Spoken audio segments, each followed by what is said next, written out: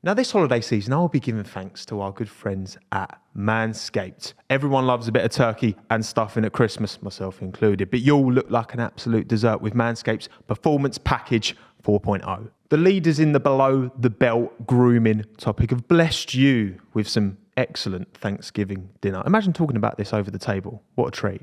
I think it's time to give thanks to the Manscaped Performance Package 4.0, and it's got so much in it, I'm going to have to get my phone up to read everything out. So you've got the Lawnmower 4.0 trimmer, the Weed Whacker ear and nose hair trimmer, Crop Preserver ball deodorant. I never knew I needed that, but apparently I do.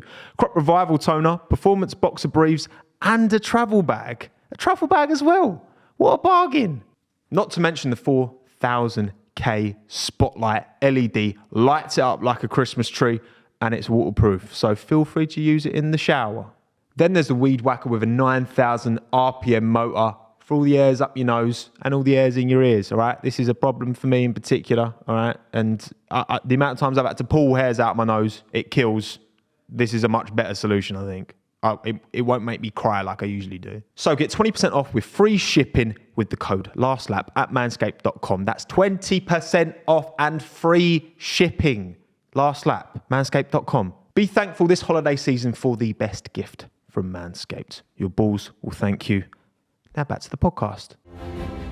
All right, you lot, don't forget to give us a follow on Apple Podcasts or Spotify. And while you're at it, give us a 5-star rating. Trust me, it really does help us out. How close do we think we are, if not are we already there, to talking about Max in the GOAT debate, right? Not that because he's had a lot of years in F1, right? He's thinking about the YouTube clips here. No, it's true. No, I think, if we're talking like top 10, yeah. like for sure, I think there's definitely an argument to be made there already, given his 8 years in Formula One for top 10.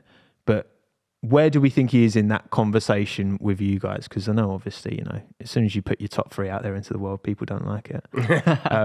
But like, I guess JB first, like, he's definitely edging closer and closer to it, isn't it? And we've got to remember, he's still really early on in his career. Like, he's been around in Formula One for a long time, but he came in as a teenager. Yeah. So like, he's still probably got another 10, like Niran, he didn't have a years. driving license. Yeah, literally. And he came in. But yeah, like 14 wins this season, possibly 2 more on the cards. Yeah, 416 points. So already broken the most points in a season record. He's got a sprint race in Brazil and 2 more races. Like, he is smashing records at this point. But is only a 2-time world champion compared to 7-time world champions, 5-time world champions that are up there. Yeah, I think it depends, because if you're saying the GOAT, I think obviously not near there. But when you're saying they're like 7-time world champion, I think Max, I love Max. I think he's amazing. Definitely in GOAT, like in the conversation. But surely, like, it's only 2. Like you're saying, like it's 2 and 7. You've got to be at the top for a few more years for him, for me, to surpass Lewis. I don't know what you think. Yeah, no, I kind of agree in the sense of, like, obviously it's early. Well, what age is he now? Is he 25? 25, I think, yeah. Oh, Jesus Christ, I'm 25. That's what I mean, there's a long time left. Yeah, he's the GOAT. No, but like, again, yeah, we're obviously only 2 titles in, but the reality is Red Bull are gonna be strong until 2026 at least, when there's further regulation changes, because engine freeze and all that. They're just not gonna become bad. No. So he's gonna. I would gonna say have a good shot. He's going to have a good shot of 3 more titles. Yeah. Arithmetic. 3 more titles after this, maybe 4. I think if he was to say end that spell with 5, he's still like 29 years old. I mean, for crying out loud. Undefeated. Then we're in serious GOAT territory, I feel. Because again, like you said, he's breaking records this season. But he with his age, the only thing I'm concerned about is, when you have like footballers who like burst onto the scene really early. And then they can't actually prolong a career past like 30 sometimes. But I'll be honest, wasn't the man in my head. He's pulled that one out of the stratosphere. But fair enough. I was like sort of like Swansea legend. Literally Michael Owen was the one I was thinking of. I guess it's a little bit. Yeah, that's better than Marlon. With football, it's slightly different because you're physically taxing, and injuries can come into play, not necessarily a factor in Formula One. But is that something that might hinder him moving towards? He's not going to be driving till he's 40. Yeah, Like Fernando Alonso, maybe. I would struggle to see his levels drop. I don't think we typically see that until, I mean, look at how Fernando's doing into his 40s and has still kept those levels. I think because he hasn't had like a time out of a seat. You could always, like when Schumacher came back into the Mercedes, he was never able to hit the levels, but they were like, the levels were so high that he'd set at Ferrari in when he retired at the end of 2006. It was always going to be, and to then have that time out of the sport and then come back, Max has talked about there is more to life than F1, but also right now in this stage, it feels like he's completely, absorbed. When he's not racing on track, he's sim racing. I just think that coming up with the whole GOAT is like, it's ultimately it's a stupid debate because it's different generations. It's like comparing, Maradona to Messi. Like there's complete different generations. You can't compare them one to one. Yeah. And if drivers if like a Jim Clark or a Niki Lauda grew up in this era, they would, and if Verstappen and Hamilton grew up in that era, they would, probably be different, with their talent. But also, I guess it's like, it's a team sport. You need the car to be good. You can't just win like Ronaldo tried to win Champions Leagues with Juventus and it didn't happen. You need that facility around you. And I guess, I'm assuming from what we said, we don't think this cost cap penalty is going to hit Red Bull enough to then dislodge any potential Verstappen chances for next year and onwards. I think Fernando Alonso is a really good driver to sort of bring up. And I was just sort of thinking about it while you were talking about Fernando. Obviously, both now two-time world champions. Max Verstappen's just edged him out in terms of wins. He's got 34 and Alonso's got 32.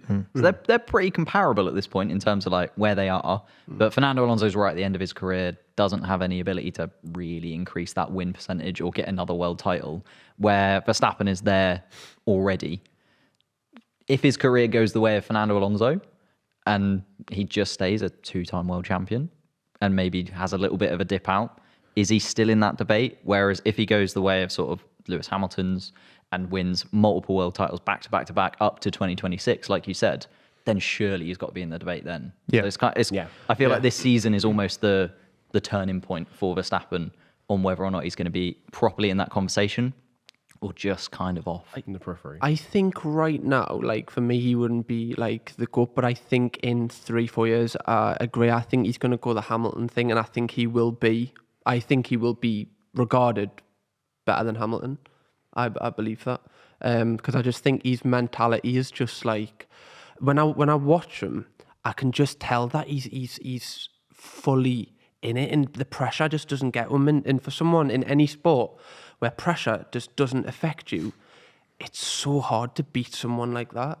Even if you, especially if you're on a worse car, like there just seems like there's nothing that will faze him. But again, he's young. There's a lot of years. But if he's like this now, yeah, when like you said, when someone does not fear pressure at all, you then know as someone that's going up against them, I can't make a single mistake here. If I make one mistake, I'm done.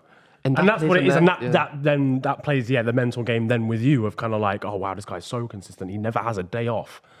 I have to just be on my A game 100% the whole time. And that's maybe what we've seen with Charles Leclerc this year, right? Yeah. Like Charles Leclerc's made those mistakes where Verstappen hasn't. Yeah. And that's been the turning point this season. But I think your Alonso comparison is actually quite true, because the last time Alonso was in a race-winning car, like a car that's good enough to win a race on merit, was probably, 2013 when he won in Valencia? I can't remember if that was the last win he had in F1.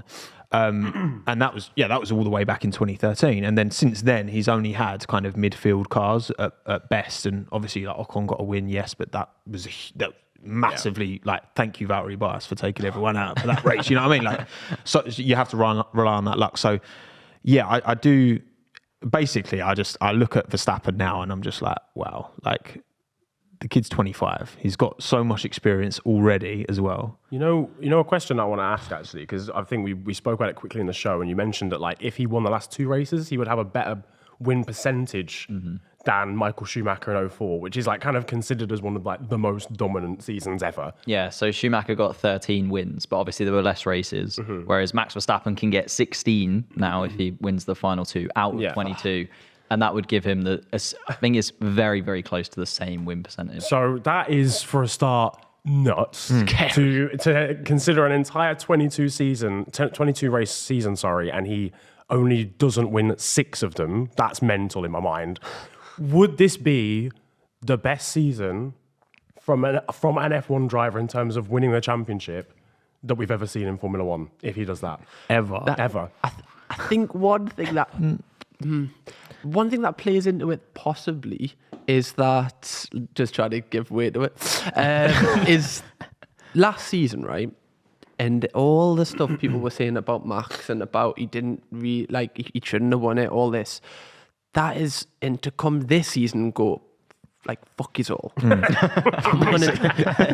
gonna beat it with every record, that is what I think elevates this win. Because I think, obviously, you heard the comment from Ted Kravitz from Sky and stuff, like, kind of disregarding and stuff. I think he's had that this whole season at the start, and he's just brushed that with the mentality, brushed it.